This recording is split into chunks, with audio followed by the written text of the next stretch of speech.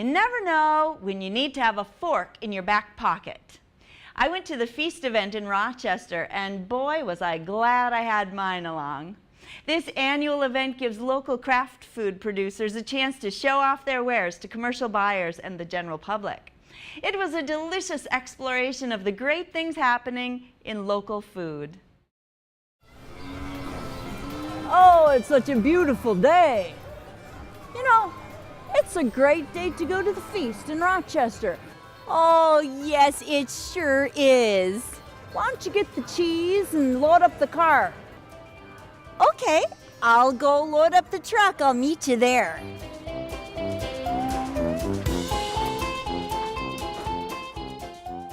I'm here with Jan Joanitas, who is from Renewing the Countryside, and she is one of the ringleaders who helped put this event together. So tell us where we are and what's going on. Well, we are at the Mayo Civic Center, and we are launching the Feast Local Foods Marketplace. This is the second year we're doing this, and we're expecting thousands of people here tomorrow to visit with local food makers. So what is this event all about?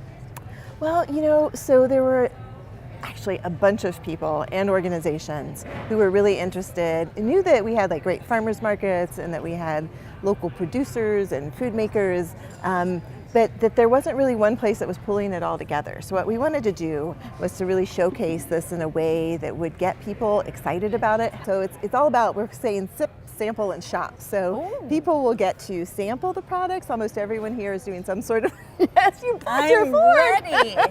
I'm ready. I was looking forward to that. I'm glad you mentioned that people get to have samples. You do get to have samples, and it's amazing. Thank you so much for putting on this event and bringing people together, the buyers, the vendors, the public, to bring food to our table. So thanks a lot. Oh, thank you. We're so glad you're here.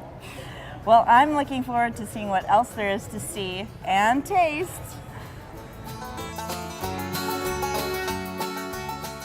Hello. Hi. Well, tell me about Blue Fruit Farm. Yeah, well, we have lots of different kinds of fruits. They're all blue, though, so blueberries, but then black currants, elderberry, aronia berry, plums, and then we're working with a restaurant in Minneapolis, the Birchwood Cafe, and doing some jams and juice. We have elderberry juice here, unsweetened elderberry juice, and then things like aronia plum jam, blend of plum and aronia berries. Now, I'll be honest with you, I haven't even heard of aronia berries. Oh, yeah, it's a very high antioxidant fruit, so much higher than blueberries. And they're native to North America, but most of them are grown like in Europe and Russia now. And so the variety we're growing was bred in Sweden, and it's called a Viking.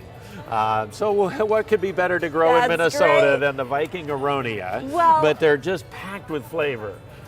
Would you like to try a sample? I would love to try. Okay, let's see. Thank you. Just taste that flavor. Ooh. Didn't that just jump out at you? That's very good. Can I eat the cracker now? Of course you can. They're wonderful crackers, gluten-free rice crackers. But we sell fruit and jelly, not crackers. Thank you very much. Well, thanks for stopping by today. I'm still hungry. Let's see what else we can get.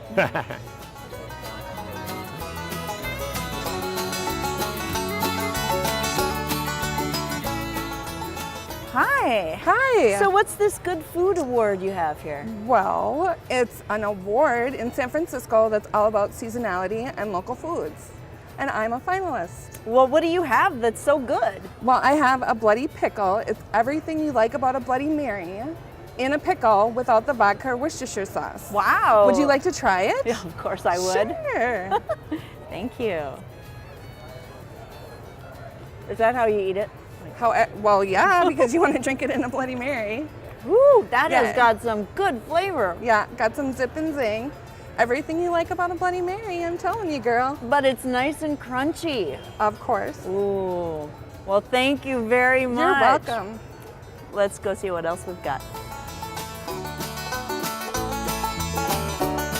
Well, I'm here with Andrea Northup. She's the Farm to School Coordinator for Minneapolis Public Schools. And my first question is, what is a Farm to School Coordinator? Well, it's really my job to make sure our kids get the best local food that we can possibly give them. And so we basically scour the region here and try and find high quality products, fruits, vegetables, get our kids the freshest food we can.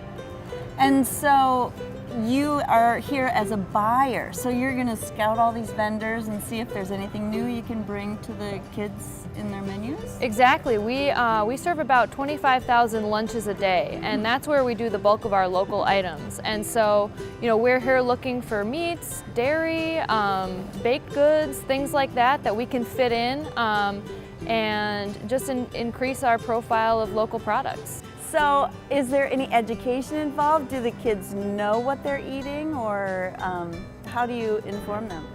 Yeah, well, it's hard to reach kids in a lunchroom where they only have a limited amount of time to eat. So we got to get creative. One of the ways we let them know that the food is local is through our Minnesota Thursdays program. So every first Thursday of the month we do an all locally sourced meal. And that's where we really go all out and highlight some great local products and really make a big hullabaloo about the fact that the entire plate is a local meal. That's fantastic. We do a lot of taste testing as well. That helps students learn about where their food is coming from. And we work with partners that do gardening projects and farm field trips and other deeper educational experiences around where their food comes from. That's great to hear. Yeah. Thank you very much, Andrea. Thank you. Hello. Hello. Well, I feel like I'm in the garden here. Yes, and I've grown this whole garden inside my house. In your house? How do you do that? These are kits to grow your own microgreens at home. And what kind of microgreens do you have here? I see radish, cabbage, arugula. Oh, fun. There are 12 different kinds that we sell. And can I try one? You can, yeah. This is an example of sunflower microgreens. So it's like a tiny sunflower plant. A little baby sunflower. Well, I didn't know what a sunflower tastes like, but that seems like it's very good for me. Yes, definitely. When they're in the microgreen state, then they're even more nutritious than after they're fully grown. That was so good. Can I have one more for the road? Definitely. All right, thank you. All right, let's see what else there is.